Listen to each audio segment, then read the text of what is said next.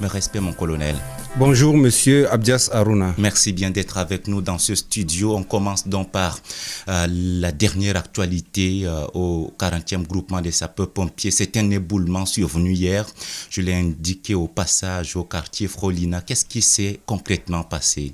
Justement, monsieur Abdias Harouna, hier jeudi 2 mai 2024 à 18h17, les secours de la 401e compagnie d'incendie de Maroua ont été alertés pour un éboulement sur une montagne au quartier Frolina à Maroua. Oui. Les soldats du feu ont promptement réagi. Oui. Il s'agissait des populations qui concassent les pierres afin d'exploiter le gravier obtenu. Pendant qu'elles étaient sur le site situé au niveau du quartier Frolina, Oui. un éboulement soudain a enseveli 4 personnes. Les soldats du feu et les populations volontaires ont procédé à la fouille des décombres. Ils ont extrait les corps sans vie de 3 femmes et d'une fillette âgée de 7 ans. 2 femmes blessées ont été évacuées évacuées par les populations avant l'arrivée des sapeurs-pompiers. Oui. Plusieurs autorités de la ville se sont rendues sur les lieux pour encourager les intervenants et s'enquérir de la situation. Le 40e groupement de sapeurs-pompiers par ma voix adresse des sincères condoléances aux familles endeuillées. Oui, mais mon colonel, ces cas d'éboulement n'est pas le premier, on ne va pas dire qui ne sera pas le dernier, mais ce n'est pas le premier. Visiblement, les populations n'ont pas tiré des leçons du dernier cas qui a aussi frappé et qui s'est soldé justement par des cas de mort. Effectivement, monsieur Abdias, samedi 13 juin 2020 à 15h30, une fillette âgée de 17 ans était ensevelie à la suite d'un éboulement survenu à la même carrière. Tout à fait. Et la fille avait succombé à ses blessures. Et il a fallu 3 heures de fuite des décombres aux sapeurs-pompiers pour extraire son corps sans vie.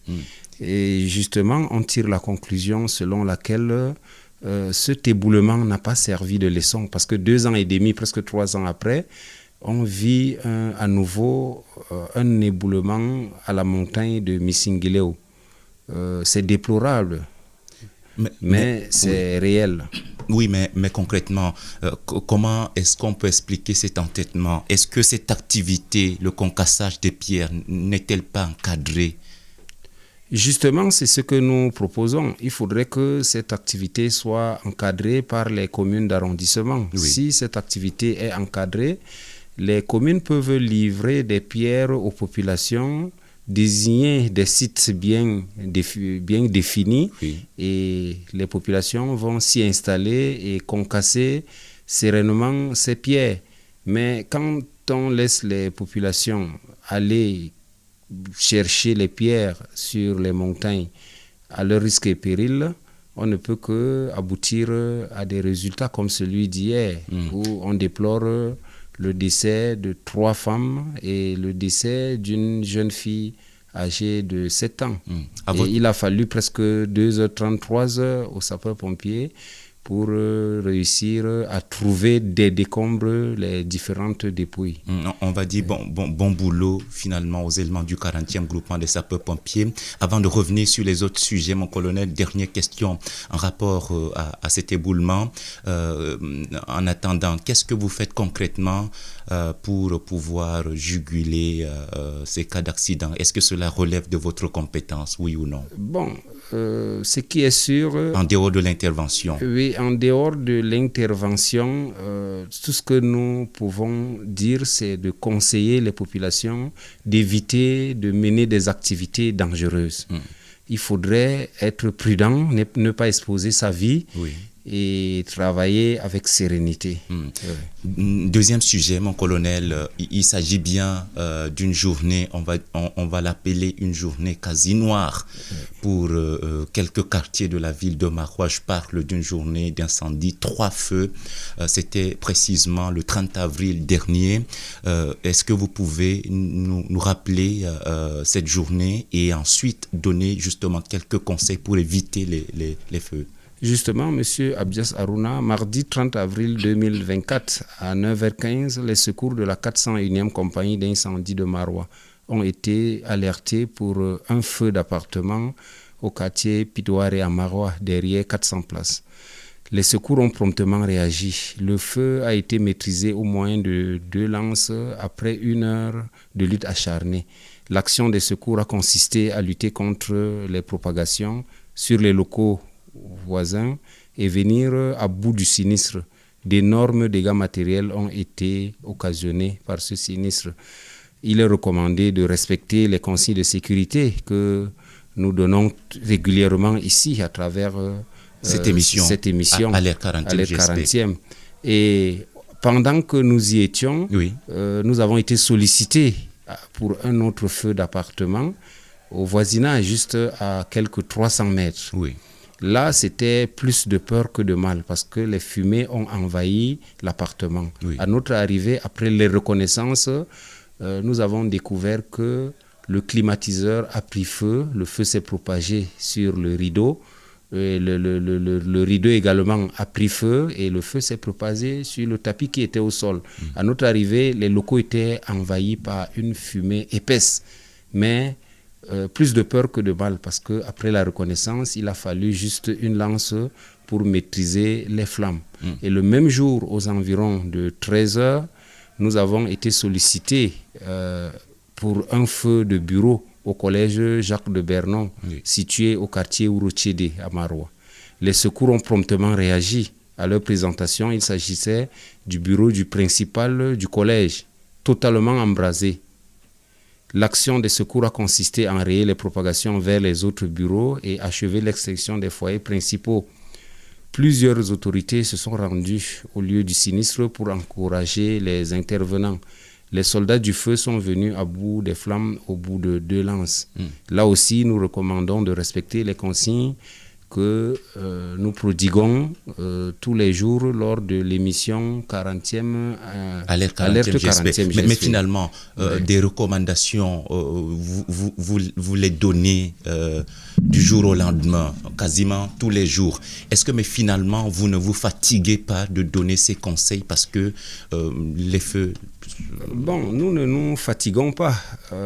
La répétition caractérise la pédagogie. Il faut toujours répéter. Allons-y donc, répétons ces consignes. Effectivement, il faut interdire aux enfants de jouer avec tout ce qui peut être à l'origine d'un feu de manière accidentelle. Ici, je fais allusion aux bougies, aux allumettes, aux briquets et même au courant électrique. En l'absence de personnes dans un local, mettre les appareils électriques hors tension.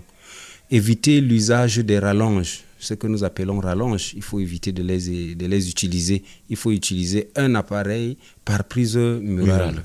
Solliciter des électriciens qualifiés et confectionner ces installations électriques avec du matériel de haute gamme. Fermer hermétiquement les bouteilles de gaz domestiques après usage. Là, je m'adresse à nos ménagères.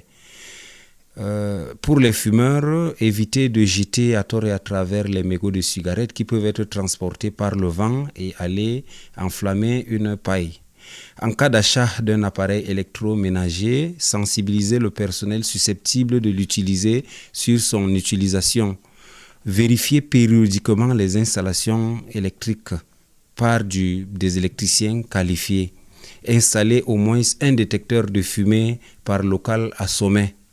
Éviter les feux de broussailles et de brousse. Préserver, c'est-à-dire privilégier le désherbage.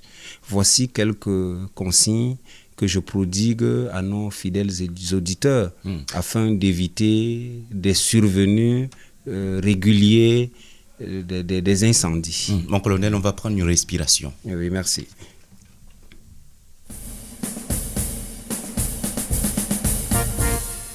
Ce petit bout, mon colonel, c'est une musique militaire, c'est notre générique. Qu'est-ce que ça vous dit à l'approche du 20 mai ?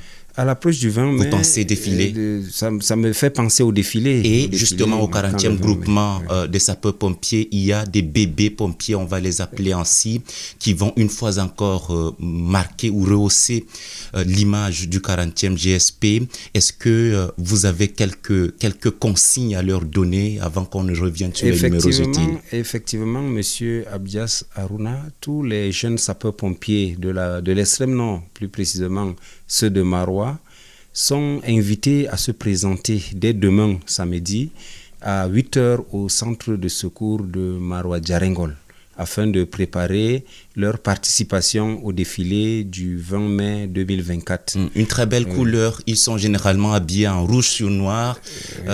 Cette couleur sera-t-elle maintenue? Effectivement, ils seront habillés de leur tenue habituelle. Tout à fait. Et nous invitons aussi les jeunes sapeurs-pompiers de Kousséri à se présenter dès demain à 8h au centre de secours de Kousséri pour les préparatifs du défilé marquant la fête du 20 mai 2024. On a envie de dire, ces jeunes sapeurs-pompiers, par ma voix, vous disent « bien reçu, mon colonel ». C'est votre jargon. Merci. On va donc prendre la dernière information, c'est de rappeler très rapidement les numéros verts, mon colonel. Effectivement, les numéros verts, nous allons commencer par la ville de Kousséri et ses environs. Si vous êtes dans la ville de Kousséri ou dans le voisinage, le 118 pouvant être surchargé, oui, vous pouvez contacter les numéros des cadres des sapeurs-pompiers, soit le 691 19 91 47, 691 19 91 47, soit le 691 82 83 45, 691 82 83 45. À Marois et sa périphérie, vous pouvez contacter les responsables des sapeurs-pompiers au 677 49 71 08, 677 49 71 08 ou au 690 45 31 66. 690 45 31 66. Je voudrais ajouter à nos fidèles auditeurs que nous restons disponibles 24 sur 24, 7 jours sur 7 et que nos services sont gratuits. Je vous remercie. Merci, mon colonel, lieutenant-colonel Patrick Djaouyang Djokwe, commandant le 40e groupement des sapeurs-pompiers. Merci d'être encore une fois passé ce matin dans Alerte 40e GSP. Technique Marc Biena, coordination technique Pascal Valandi, coordination des programmes Abdoulaziz Samadou, supervision générale conjointe Jean-Pierre Congé, chef de station CRTV Extrême Nord, et le lieutenant-colonel Patrick Djaouyang Djokwe, commandant le 40e groupement des sapeurs-pompiers. Alerte 40e GSP touche à sa fin. Je suis Abdias Aruna. Au revoir.